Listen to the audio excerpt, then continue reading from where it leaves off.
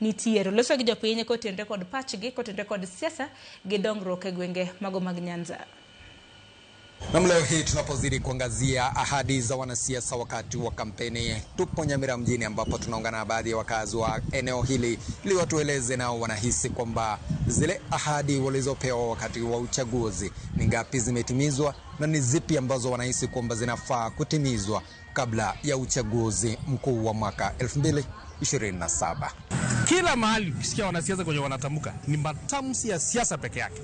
Ukiona Ruto akiwa Mombasani jana juzi ya Kilifi, hizo side support ni siasa tu.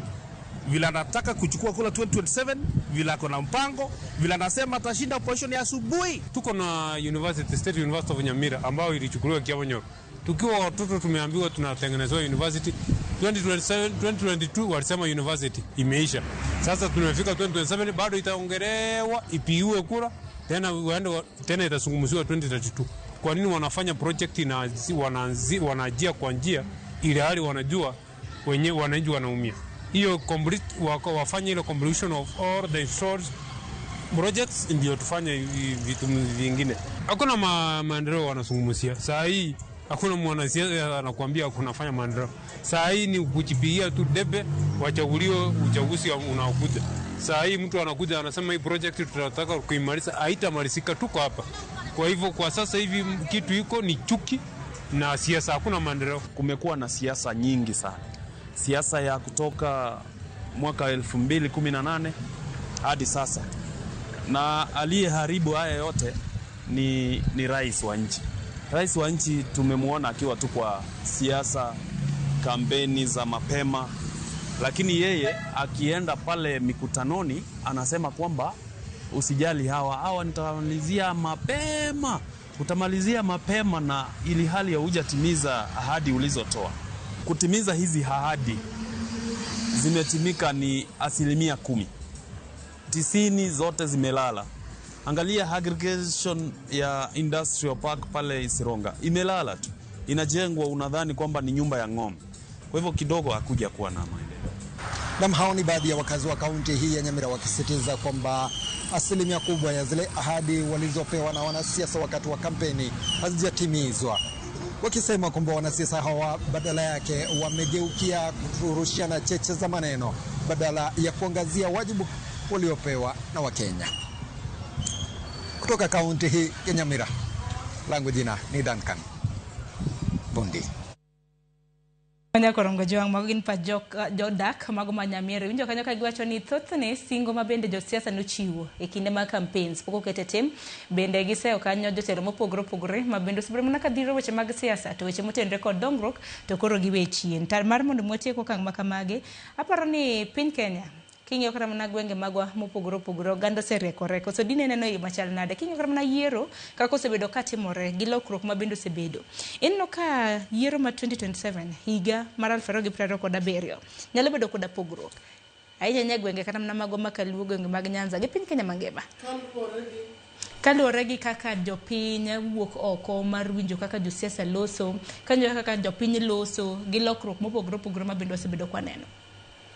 Aparo ni kaka na wacho ni awareness to nitie, especially a region marwa mar Luo Nyanza. Awareness to nitie pogruok ma I hope ni jowa oganda mar Joluo bro tingo that awareness mondo gidhi go e debe magiyier jogo manyalo loko ngimagi kaluwore gi telo.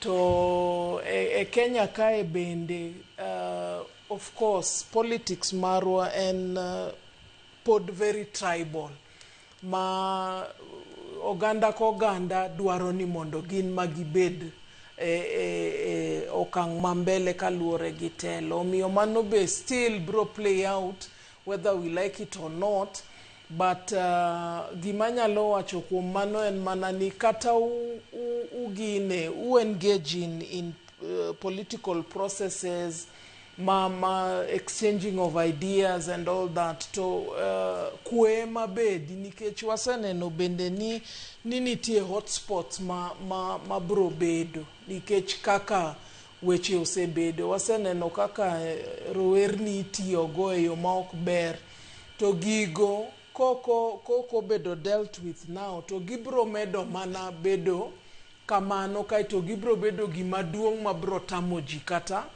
mano e gima nyalo tamo ji wuok oko ma go kura kata participate in this electoral process e yo maber nikech luoro. To kaka jasiasa kata mana janon siasa bende pacho kadina motelo ne higa mar 2027 ineno preparations e yo machal nade ikrok mano motelo ne yiero maduong' e yo machal nade nikech wanena ka duond buche mopogore opogore bende gi kodgi ikrok to ji ikore en mana ni IBC bende nyaka sirikal make sure ni oyud pesa yo ma bro konyo go processes gi nikech ing'eni kata ka in gi gine ka in gi organization kaka IBC to udenyo e yor omenda means ni kuonde moko bro hinyore in terms of kata access to oganda, in terms of even accessing the services that are needed.